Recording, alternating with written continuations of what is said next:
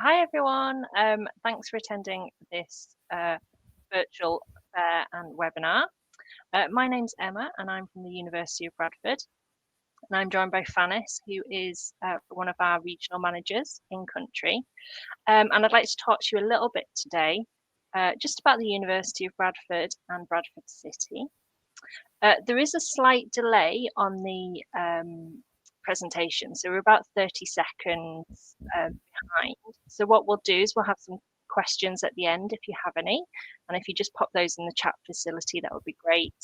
We can answer them throughout, or we can answer them at the end. It's not a problem. So I'll make a start. So obviously I'm from the University of Bradford. If you don't know where Bradford is, I'll tell you about it and give you our location. So we are situated in central England. We're sandwiched in between Leeds and Manchester. I know a lot of you may have heard of Manchester because of the football clubs. We're about 20 minutes from Leeds on the train, and we're about 1 hour from Manchester on the train. So we are very central. You can also reach us by air, and we have Leeds Bradford Airport, and there's also Manchester Airport. So we're very much a centralised university. We also have access to London. We do have a direct train line there, and that takes roughly about 3 hours. In terms of our city, you may not have heard of Bradford, but we are quite a large city. We are the 5th largest city in England. It's a large city, but we have a small city centre. And you can be outside in the country within 20-25 minutes on the train, so you can be up in the Yorkshire Dales. We have numerous theatre and music venues. We do have two very vibrant theatres and lots of different sized music venues. And we're also one of the most affordable cities in the UK. So, you know, if you're conscious about cost, you'll find that the cost of living and affordability is very good in Bradford. We have one of the fastest growing youth populations in the UK. So we are a very old city, but with a very young population. And we're also a very diverse city. So we do call it Bradford Region, and there's over 150 languages spoken. And more excitingly, I'm very excited about this. We have the UK City of Culture in 2025. So what's going to happen then is there's going to be a lot of events come to Bradford, music, theatre, arts. And if you decide to come to Bradford, then obviously you will have the opportunity to be part of that. Tell you a little bit about our university. So we are a reasonably mid-sized university. We have roughly about 13,500 students on campus, with 5,200 of those international students. We offer 3 to 4 year bachelor degrees, and that depends on what you want. So we'll do a 3-year standard bachelor degree, or you can add a placement year, or a sandwich year as we call it, and that would be a 4-year bachelor degree. We also have postgraduate degree courses. I know the fair is very mixed today, and they tend to run from 12 to 15 months, which I believe is less than the Canadian equivalent, which is about 24 months. Some of the interesting facts about our university is we were one of the world's first School of Peace Studies in the UK. And we have a global community of international students with about 130 nationalities on campus. I know everybody's very conscious about tuition fees and costs. So the maximum tuition fee per academic year you would pay would be about £23,290, but there are discounts and scholarships available, and they're throughout undergraduate and postgraduate courses.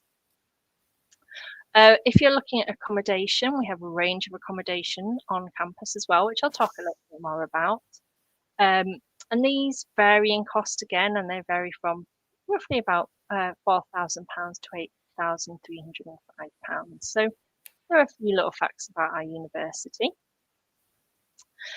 If you're looking at courses, and I think this is quite important to mention, is that we do have a number of courses which are ranked in the top 10 in the UK. So obviously the first one I'm going to talk about is the one we're ranked top 20.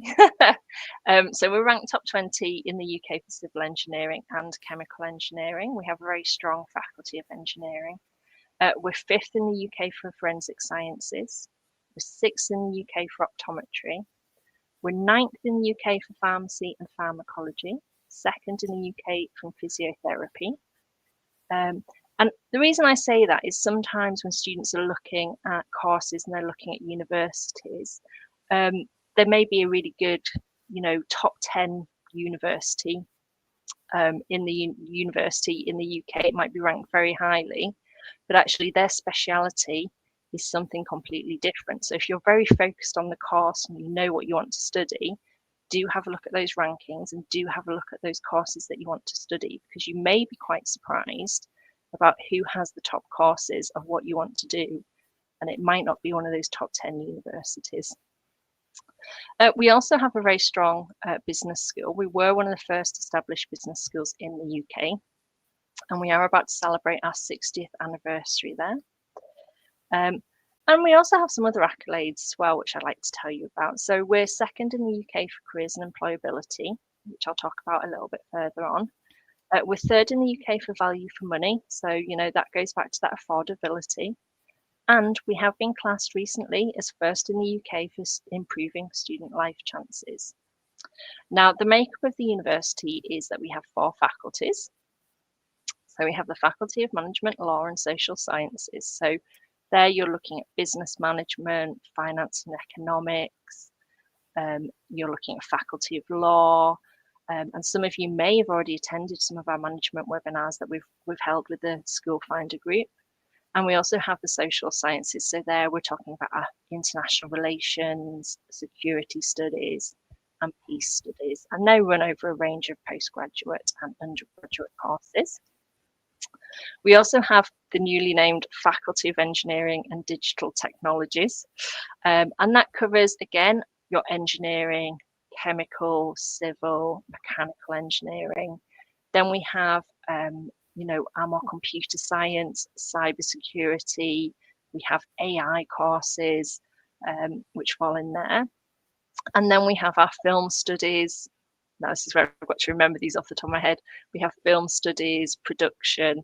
So we really do have a range of courses in the engineering department. We also have the Faculty of Life Sciences.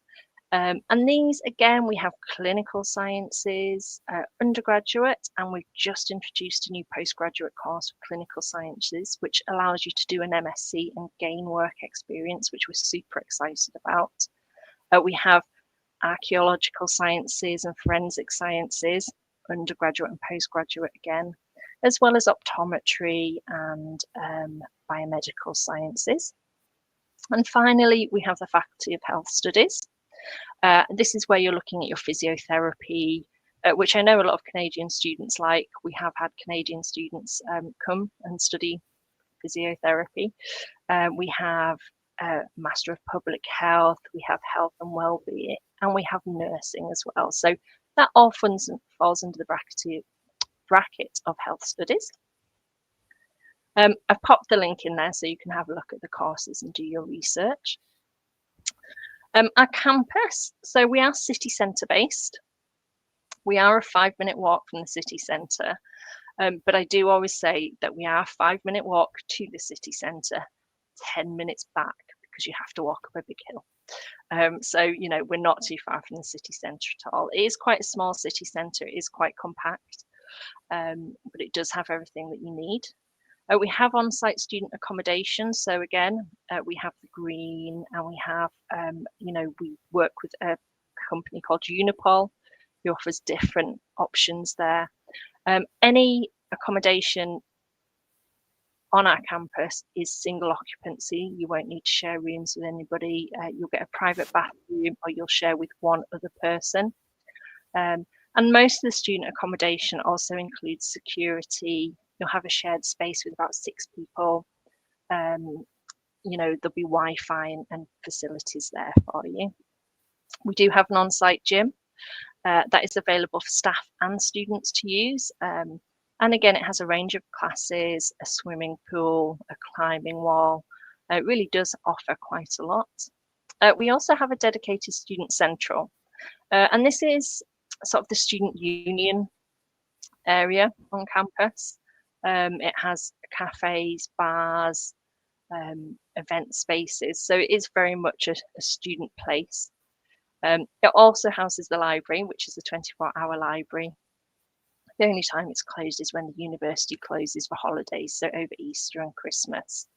And we also have state-of-the-art facilities. So we're talking laboratories and classrooms. And I found out from one of our academics today on a different talk, he was talking about AI, is that we're having engineering's having some of the older classrooms revamped, and they should be ready for September 24. So again, there's a lot of investment happening at the university. It's not just about the academic side of things, you also have the student life side of things to consider. So the university does see this as really important. So we do have a student life team. They provide money advice, they arrange events, and they're there for your health and well-being. We have a careers employability service, and we actually have 2 members of staff who are based fully on international students. They will speak to you pre-arrival, during your studies, and also post-studies to help manage your expectations with getting jobs, give you advice on CVs. If you decide to do a placement year, they will help you look for those placement years. We don't necessarily find those placements for you, but we'll give you the support you need for you to find your own and, give you the best start that you can. We also offer academic skills advice. Sometimes students will come to the UK and it's very different to how they were taught in their home country. So those academic skills just help you prepare, tell you some of the rules and regulations, and just give you that extra support that you may need. We also offer a personal tutor system at the university. So you will be allocated a academic member of staff who will be your first port of call during your studies. You can use them as little and as much as you want, but they are there to help you. And again, we have the active student union. So we have, I think it's about 40 sports societies and 100 activity groups. If we don't have the sports society for you, you can always set one up. But some of the sports societies we offer are, and as a city university, this is quite interesting to me. We have equestrian, we have water polo. We also have American football, cricket, jiu-jitsu, archery. So we have a wide range of sports societies. And activity groups are faith-based. So we have, if you're practicing a particular religion, there will be a faith group for you. There's also hobby groups. Some of them I find quite amusing because they're so technical, I don't know what they do. So I always have to ask. So, if you're doing cybersecurity, there will be a cybersecurity society for you. There's a society about sandwiches. I'm not really sure about that one. There's an international food group society. So there is a range of activities there for you.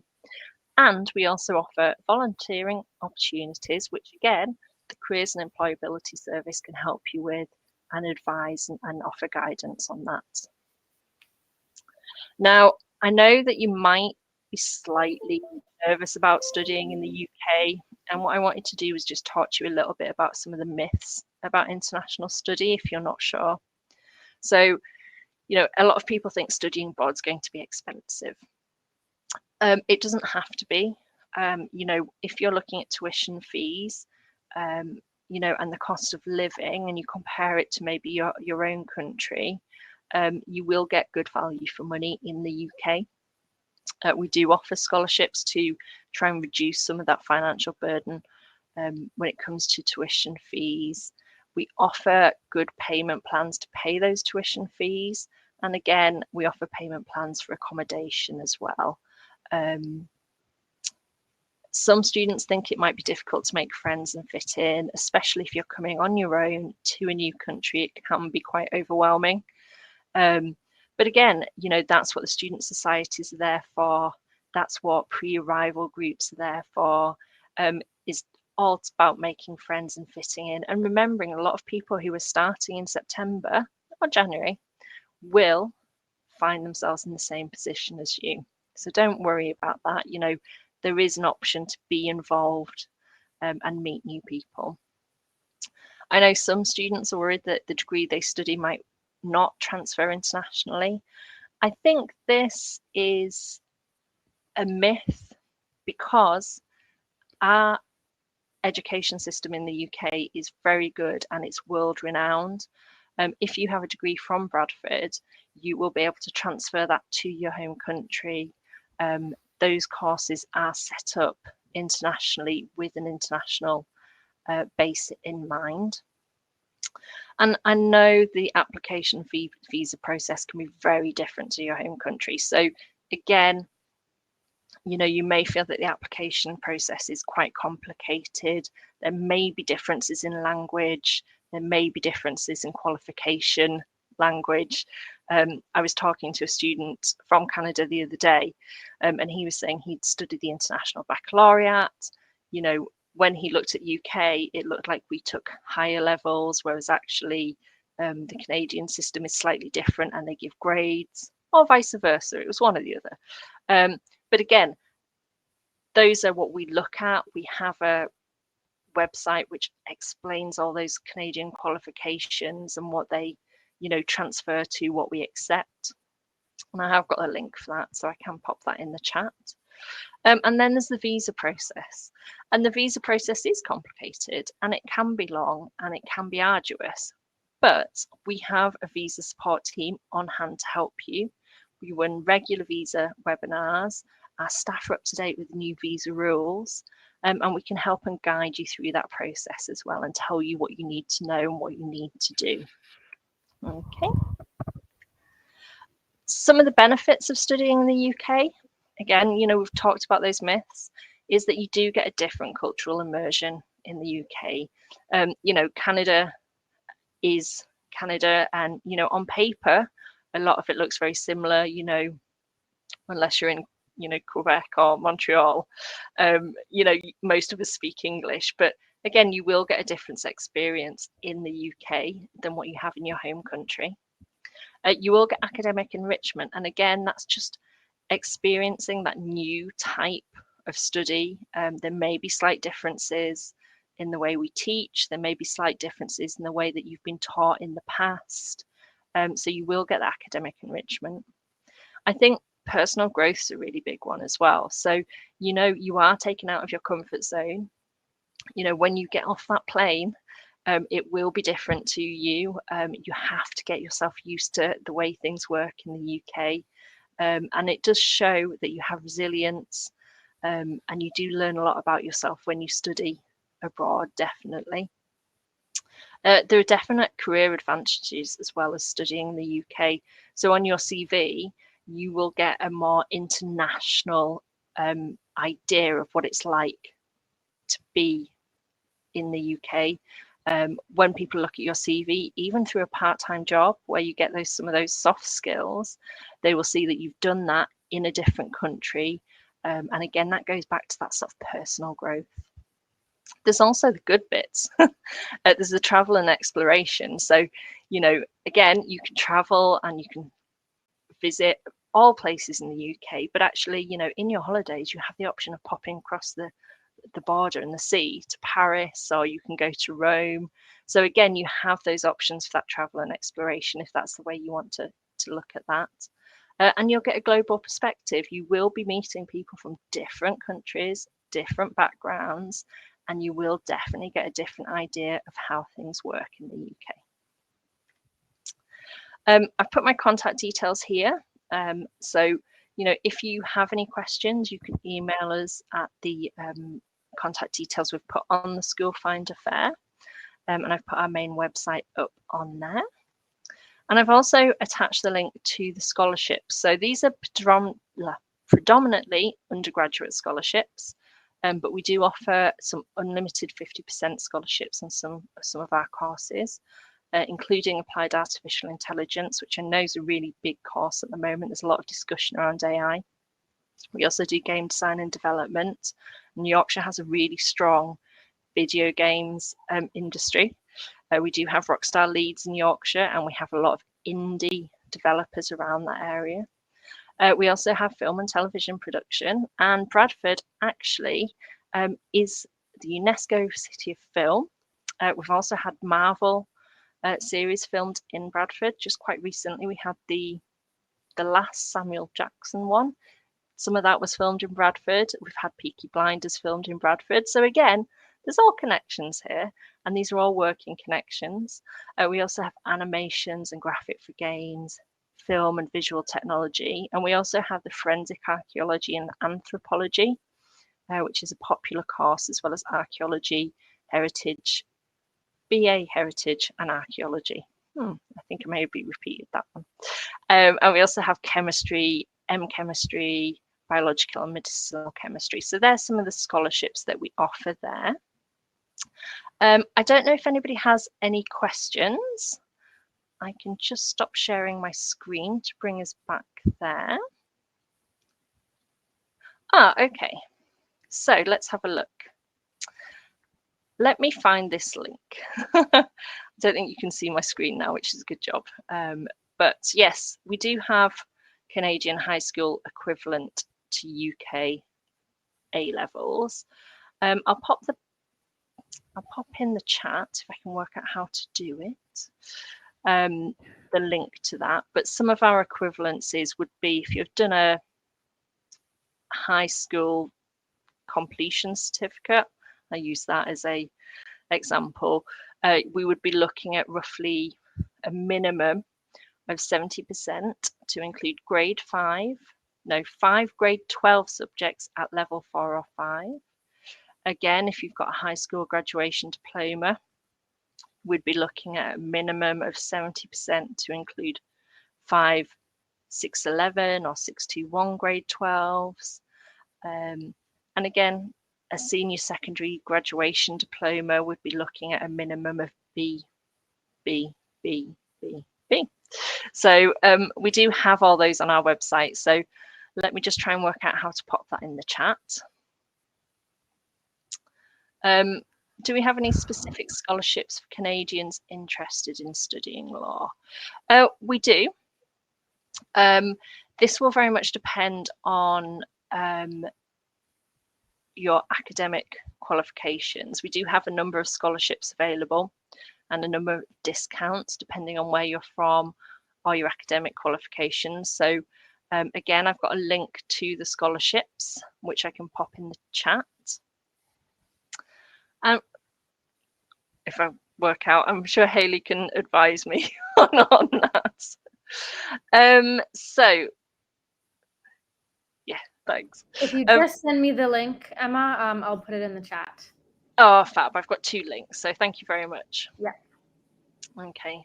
I might ask, let me put those in the chat.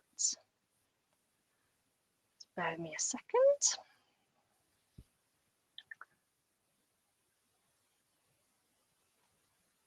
There's one there. And then that's the second one. So that's done. So what's the student life and culture like in Bradford? Are many Canadians enrolled? I've got to admit, we have not as many Canadians as we would like. But I think any university at this fair would be saying that as well. We do have Canadians on campus. I was speaking to one who's in his final year of physiotherapy the other day. And I was asking him about why he came to Bradford, what he liked about Bradford, you know, and some of the things that he was saying, you know, fills into some of the next questions actually, is that, you know, he was from Toronto and he's from a big city. It's a big glitzy city, you know, it has a lot of high-rise buildings, and there's a culture shock. What happened, he came to Bradford and it's an old city. We don't have those high rises, but we do have a lot of history and we do have a lot of culture. So it took a little bit of getting used to. But he said, you know, if he wants that and he wants that glitz, he'll just go and visit Leeds for the day and then get the train back. The student life is very vibrant within the student union. And again, depending on what you want to do, you can be involved as you want to be. Again, you know, it's not just about the sports facilities. There's an awful lot of other societies going on, including game development. There's Dungeons and Dragons. I think there's a particular name for them in there. There's, you know, life sciences societies, there's anything that you want to be. So you can, be as involved as you want to be. We also have the question, which countries are most of your international students from? So we do have a large proportion of international students from, very similar, I think, to the Canadian market, is we have them from Nigeria, Pakistan, India. But like I said, we have about 130 nationalities on campus. So we do have a really wide mix of people. I know in January, we have a January intake for postgraduates. For my particular region, we have a number of US students coming. We have a lot of Ugandans coming, Ghanaian students. So again, my region covers sub-Saharan Africa, so I know about those numbers. But we definitely have, a really good mix of international students. So I'm considering optometry, but I'm not sure about licensing when returning to Canada. Will I be able to practice here? Yes, I know the answer to this. So we have had in the past Canadians coming to study optometry. In the UK, what happens is at the end of your course, you have to do, I think it's called a pre-practice exam or a pre-licensing exam to get that optometry. You can do that in the UK, and that does transfer over to Canada. Alternatively, you can finish doing it in the UK and then sit that in Canada. So that course definitely transfers both ways. And the optometry course is interesting because you do get the opportunity to practice on staff and students. We do have that facility at the university where you will do eye tests and you will do your work experience as part of that course. Are there any international student associations or ways to get involved with the school and meet other students? Yeah, there's loads. There's lots of different things. We have country societies. So we have specific societies set up to meet students from your own country or to provide support to new students. But again, we have faculty specific societies. I'm sure there will be an optometry society. I definitely know there's a gaming society. I definitely know there's an AI society. I can't remember their names, but what I can do is I can put the link to our union in the chat as well. So let me just find that. I didn't bring that one up.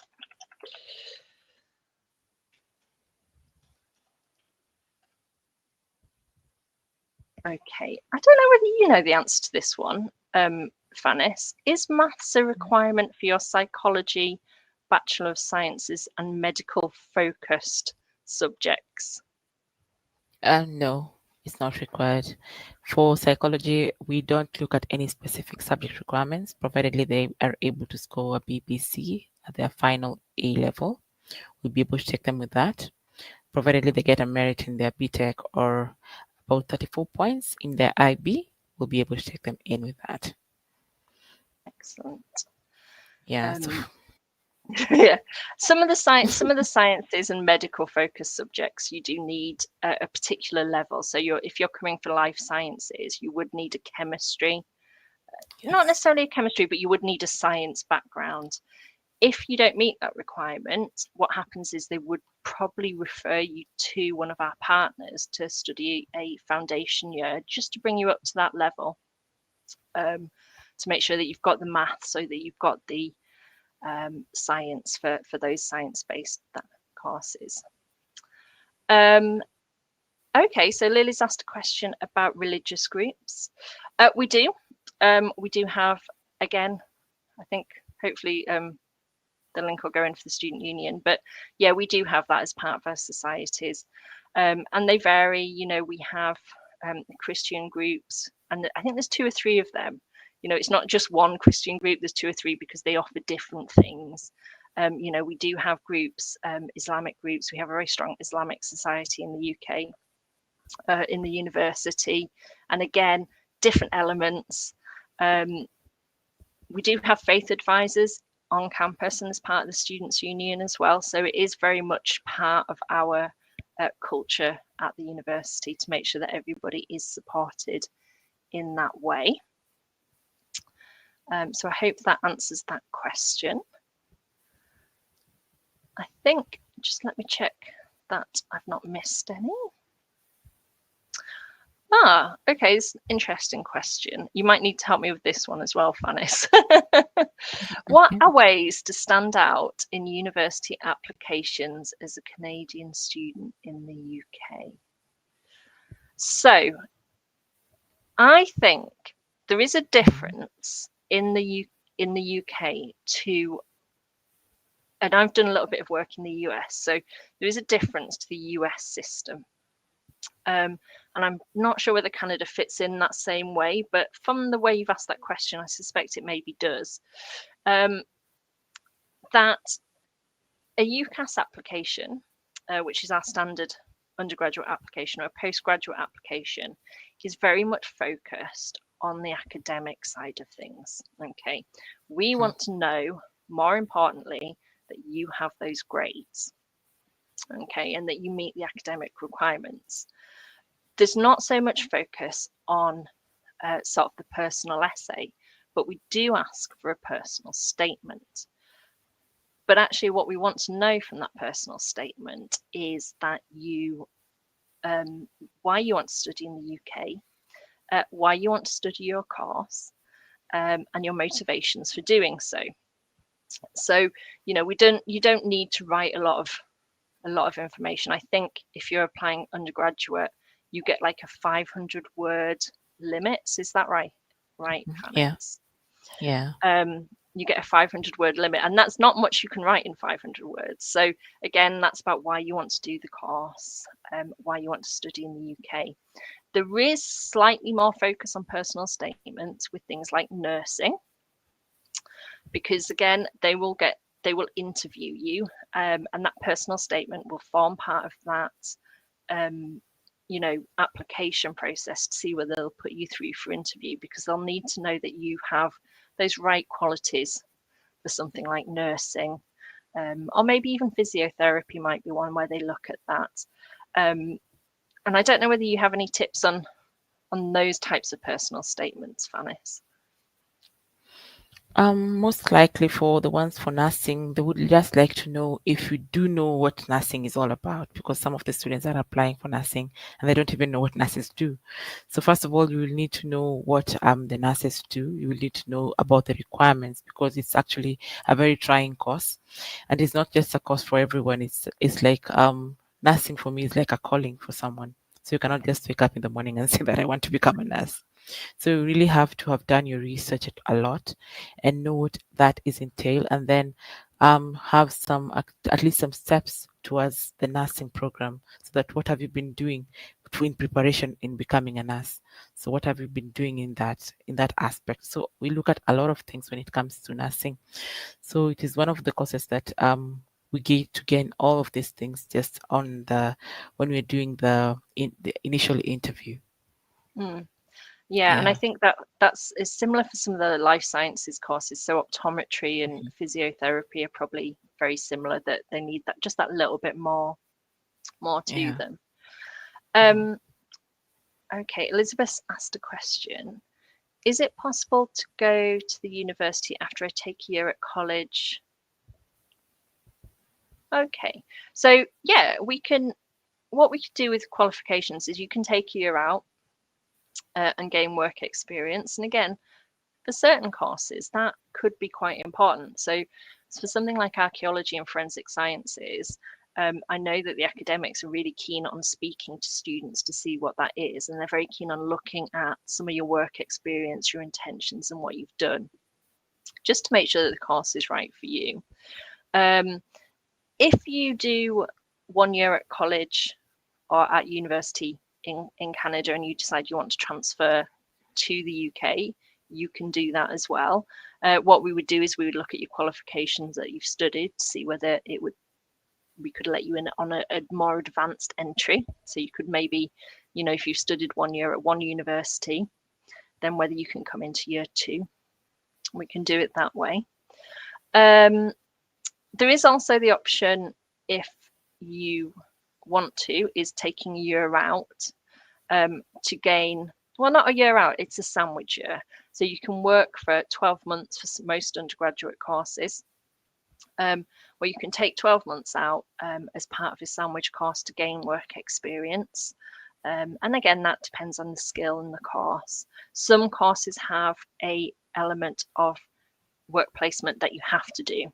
And again, that's your physiotherapy and that's your nursing. Nursing, you're straight into the hospitals. Physiotherapy, again, you get 3 or 4 placements during your studies. And I think optometry is one, and pharmacy is definitely one where I think your 3rd year, you're then put into the pharmacy to learn those skills.